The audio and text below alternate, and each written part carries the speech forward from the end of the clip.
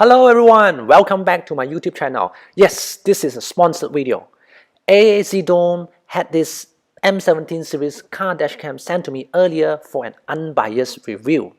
Now I will paste the link in the description box so that my subscriber or my viewer could get a 2 years warranty if you purchase using that link. So let's unbox this and show you what's in this box. If you do not have a dashcam yet, I still recommend that to get a dash cam because it provides a proof to show what really happened after an incident or worst case scenario. When an accident happened, you can actually look at it and what's happened. Now this M17 dash cam actually comes with a 3-inch screen so that you'll be able to look at what happened, and it has a 150-degree wide angle lens, and you have a lens aperture of f2.0. In terms of video quality, it records 1080p Full HD recording video, and advanced sensor ensure high definition recording during the day and night. In terms of video effective pixel, it has 2 megapixels, which is good enough. I will show you the video recording at the end of this video. In terms of photo resolution, you can choose between 2 megapixel, 5 megapixel, 8 megapixel, and 12 megapixel. And best of all, the G sensor builds in a 3-axis impact accelerometer that you can choose its sensitivity. Then the frequency wise, normally we choose a 50 Hz instead of 60. Otherwise, you will see a flickering in your video. I will show you the interface of how to set up later. So what's in the box? It comes with a USB cable fitted with an Angle mini USB connector. Next would be, it also comes with a USB power supply, 12 volt to 5 volt by AZDOME. And then this is the dash cam holder. You can stick it onto the windscreen, fitted with a double-sided tape, USB mini connector over here, and this is where you attach the dash cam. Just need to slot it through here so that you will provide power. This unit does not comes with a GPS module, so that's why it is so cheap and so affordable. You can buy from Lazada. If you click the link down there, you can actually get an extended warranty from me. And then it also comes with some wire harness and also the connector. The user manual is in English.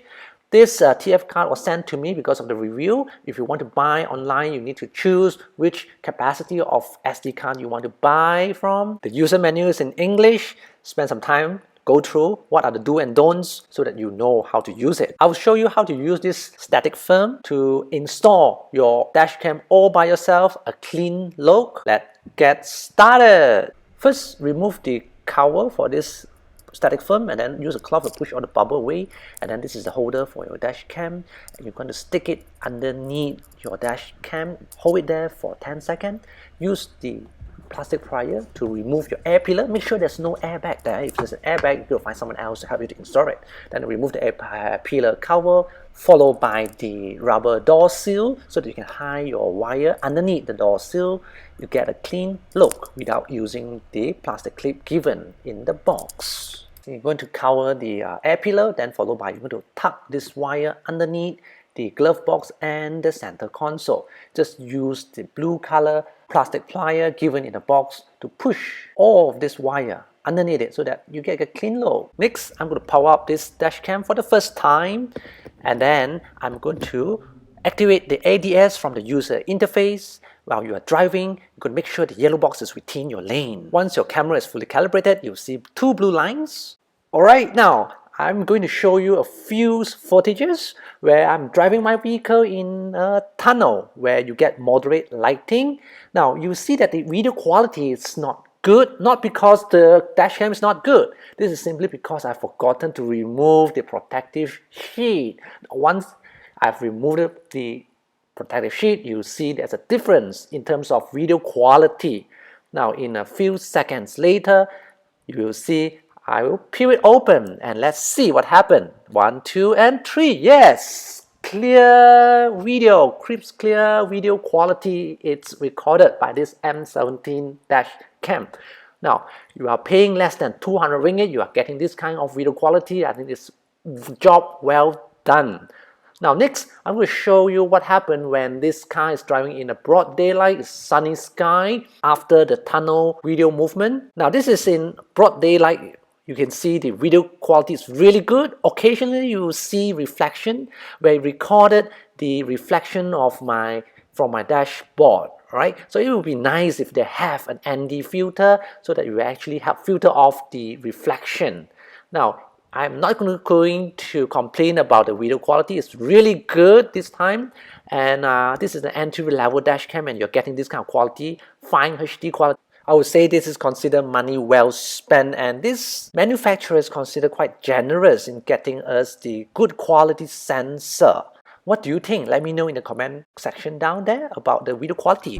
Next, I will show you the ADS in action notification. This video was recorded by my assistant, and actually the dash cam capable to let me know when I'm about to depart my lane. Now you need to reduce the volume, otherwise it can be really annoying. Another feature will be when the vehicle in front is too close or start moving, it will give me a warning. These are the cool feature. Now next I will show you the user interface. It's really direct and easy to use. So there are only 3 pages. First, you set the resolution. I set 1080p. Then you press the down button to navigate over this icon, and then press the right hand side button to select. So then you can press down and then to record whether to turn on the microphone, and then the EV value, meaning how sensitive is the sensor. So if it's very bright, you want to reduce the sensitivity so that it won't appear too bright, wash off some color. I recommend -1. And then the sensitivity for protect level to low. You do not want to always give you warning. And then for car parking mode, it has a built-in 200 mAh battery, so it's capable to record anything, but you do not want it to make it too sensitive, so low will do. Then next, page down would be language, English, that's the only option. Then this one here, volume. Make sure the volume you set to low. You do not want to be so loud, otherwise it can be really annoying. Then LCD power save, it's set to maybe 1 minute, maybe meaning that this screen will turn on for 1 minute, for a minute, then it will turn off to save battery. To power off, maybe 1 minute. And then the flickering frequency. Now this one is really important setting. Make sure you set to only 50 Hz, or otherwise the light would appear to be flickering. Then next would be the fatigue warning. Maybe I will set to 1 hour. Then SD card save to 30 days. Then next will be to format. If you want to format this card, the log file will be format as well, because if not enough space, you can actually format yourself. Otherwise, it will overwrite the old file by itself. Okay, a loop recording feature.